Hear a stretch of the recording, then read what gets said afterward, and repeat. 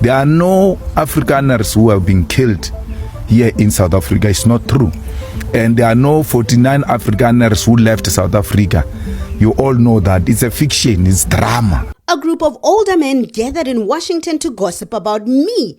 That's what Julius Malema said about the meeting between Donald Trump and Cyril Ramaphosa. Malema doesn't seem worried after he became the unexpected focus of the high-profile meeting at the Oval Office. During the meeting, Trump raised the issue of farm murders and land expropriation in South Africa, asking for the lights to be dimmed and directing attention to a screen next to Ramaphosa. A video montage of Malema's past speeches played, including footage of him singing Anna Live the Farmer. This is a controversial chant that has drawn criticism over the years. Shortly after the meeting, Malema posted on X, which is formerly known as Twitter. He said, "A group of older men gathered in Washington to gossip about me.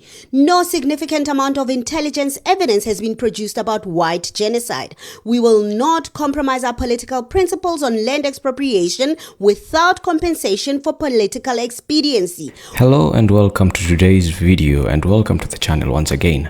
And today's video we'll be talking about something that has really happened just a few hours ago, the issue between Donald Trump and Cyril Ramaphosa in relation to the actions of Julius Malema. So as we all know, Donald Trump recently met with South African President Cyril Ramaphosa, and it did not go well. From the start, Trump showed no respect. He was direct, angry, and focused on one thing: the violence against white farmers in South Africa and Ramaphosa's failure to stop it.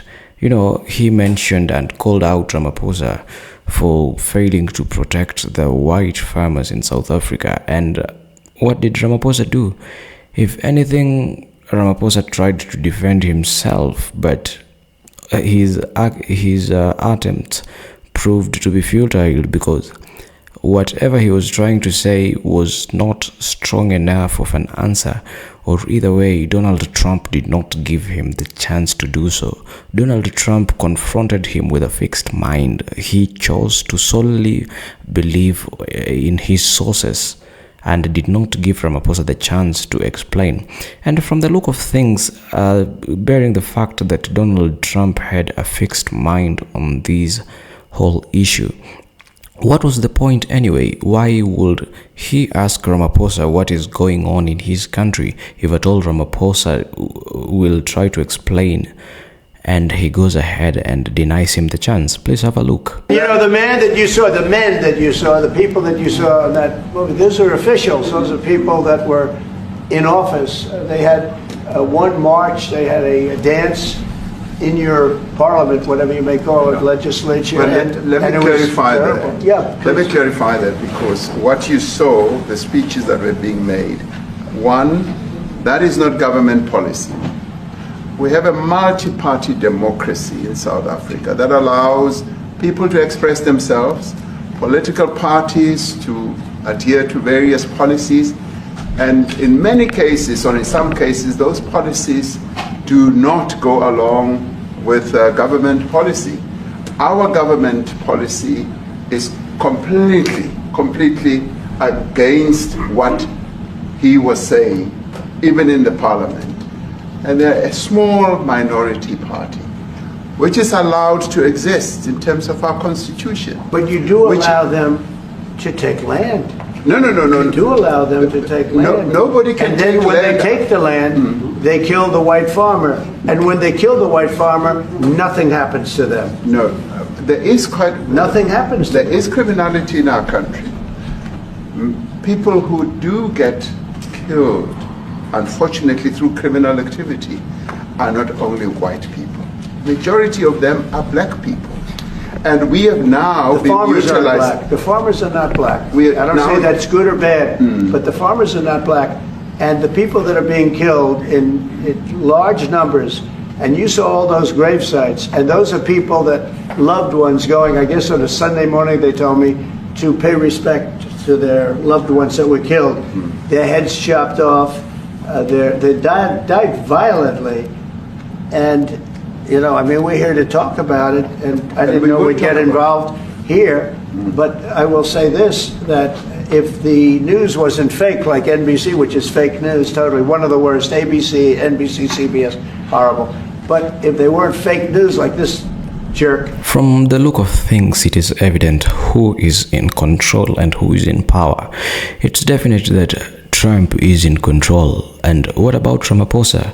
Remember, he's also a president, and this is not the way to treat a president, a fellow president, in front of the eyes of the whole world.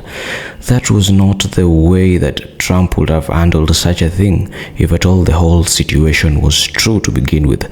Because even Ramaphosa was mesmerized. He was surprised that to find out that through Donald Trump that there is a graveyard in his country where white farmers are being buried. And you know, he also went ahead and asked Trump, where is that graveyard, because he was also learning it from him. And basically, from I to you, that was misinformation. Lies is what is separating the world. Lies is what is breaking the world apart right now, because what Donald Trump took for a fact was not actually a fact. Those were just probably misinformation, that he was misinformed by his sources. And if at all he would have tried to dig deeper, then he would have found out that this is false information. Remember, Mr. Donald Trump is getting the information right from Africa while he is in the United States. And I guess his sources kind of tend to alter information. So by the time it's getting to his desk, it's kind of altered. Yeah, and definitely from the look of things, Mr. Donald Trump does not have even the slightest respect to President Ramaphosa. That is disrespect. That is not how to treat a fellow president.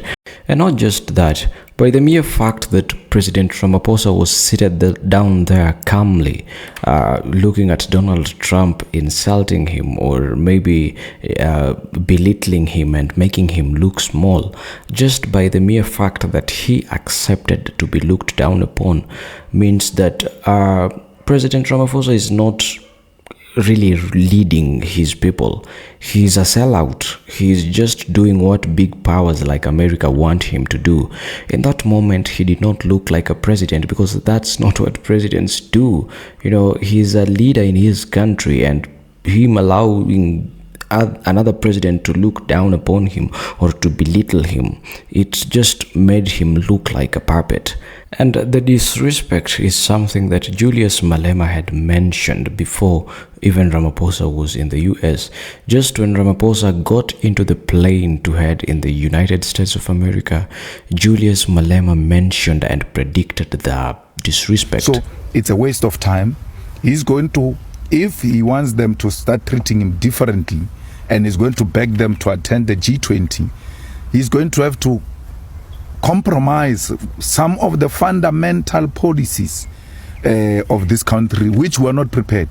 If he does that, he must not come back. He must stay there with those 49 Afrikaners already. He must also stay there, because he can't compromise our sovereignty for political expediency. We've got positions on Palestine. We've got position on the embassy of Israel. We have a resolution of parliament that said that embassy must leave South Africa. Its majority in parliament took that decision.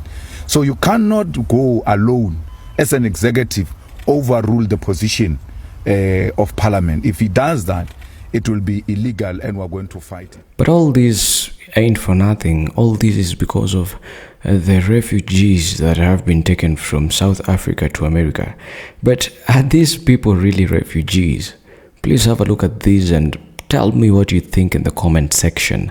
Have a look at these TikToks and make the decision yourself. I am not going to put out my decision out there. I want you to watch and decide on your own. There are no Afrikaners who have been killed here in South Africa. It's not true. And there are no 49 Afrikaners who left South Africa. You all know that. It's a fiction. It's drama. You know, America with drama is number one. That thing is muvango. I don't know what is muvango in Africa. It's just a drama. I believe they landed and then they waited for cameras, took them pictures. The next flight back to South Africa. If those people are farmers, it means there are 49 farms available. Why are we not expropriating them? Because they've abandoned them. But why is the media not telling us? Because they say these are farmers.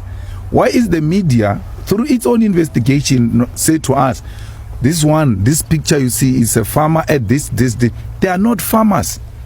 There is no one who left farming here in South Africa. I suspect that those whites were these ones who were looking after cars at the parking lot. They were attending to cars and they went to fetch them there. They can't live. They will never live the kind of life they live here in South Africa anywhere else. Even if you live here as a millionaire and you go to USA, your money gets reduced to nothing. So no American or Afrikaner will leave South Africa for America. It's not true. When I first laid eyes on these South Africans coming over here, I said, wait a minute.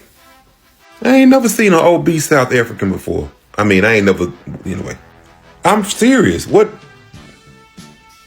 When white America get through with these refugees, I hope somebody tell these people that America gonna turn them every which way but loose. These people going back home, y'all. They will not stay here long term. America is ghetto as fuck, and they don't care. Just looking out of the window. They get through with these people, this man gonna be skin and bones, bones and skin.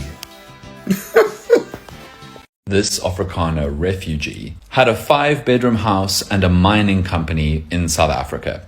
You know, the way refugees have. He had to leave behind his car, his dogs, and even his mother.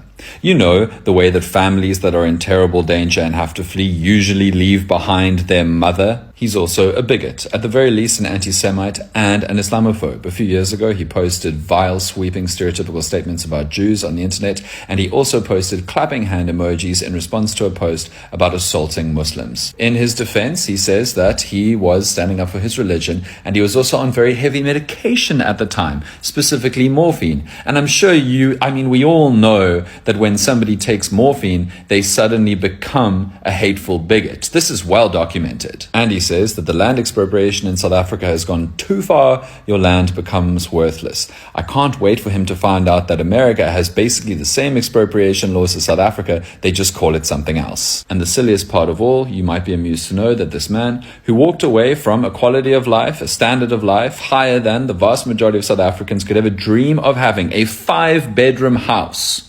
His surname is Kleinhaus. Guys, I found one of the 49 Afrikaners in the US, and the story is good. So I see this video, and it's by this woman who says she was on TikTok a couple of days ago when she comes across this video of the 49 Afrikaners arriving in the US. She is stunned to learn that one of the so-called refugees is none other than her stepfather. She's shocked because she's like, what do you mean you're a refugee? You just kicked me out of your house and you're not even Afrikaans. So the stepfather makes a response video in which he says apparently he was married to her mother for quite some time, but he paints his stepdaughter or former stepdaughter as a wayward child who squandered every opportunity he had given her. And he suggests he had it pretty good here because he says or suggests that he ran a business in Cape Town, or was at least her employer, because he says she worked for him in Cape Town, but he had to fire her because she committed fraud or something to that effect. And he says he is Afrikaans. His family just didn't speak Afrikaans. They spoke English, but he is Afrikaans. And he has something to say to all of you criticizing this refugee program. He says he is a refugee because he's a farmer. Well, he's got farming experience in agriculture, and he was the victim of a savage attack on a farm. He was attacked 15 times with a knife. And I guess that's something that only happens to white farmers. I don't know. Yeah. But yeah, he says he's a refugee, and yeah, that's the story. Goodness. If you're still watching the video to this point, then I'd ask you to give it a thumbs up and also consider subscribing to this channel, because if this is the content that you resonate with, or if this is the content that speaks to your heart, then you need to subscribe so that you can see each and every video whenever I post them. You'll get the notification, and it's free to subscribe, so don't be shy. Otherwise, that's all for today. I hope I'll be seeing you in the next video. Our country, there's no killing of white people. We're not killing white people. We're demanding our land. We're saying, let's share this land. Let's all work the land. And if that is a crime, it's a crime we're prepared to commit. Because we can't, when we're asking for food, and say, no, you're committing crime by asking. We're having a robust debate on land in South Africa. And that must never be used to silence us by America. I had to leave a 5-bedroom house, my car behind, my dogs behind, my mother behind. There are voices out there, including the South African president, who has called you cowards. Yeah. You've got other Afrikaners who are saying that you're not refugees, you're opportunists, that you've abandoned the country. What would you say to those people? I had to leave a 5-bedroom house, which I will lose now because I'm not going to pay for it. My car behind, my dogs behind, my mother behind. I didn't come here for fun, but my children are safe. If you're white, you're wrong in South Africa. You're a land thief, you are a racist. I had nothing to do with apartheid. Nothing, nothing, nothing. What was it like when you were greeted by the Trump administration? It was overwhelming. I didn't expect that because I thought we're going to be in a shuttle bus, taken somewhere, and we must start working. All of us that is there, we know we're going to start here from the bottom because we are the new people here. We're going to start from the bottom.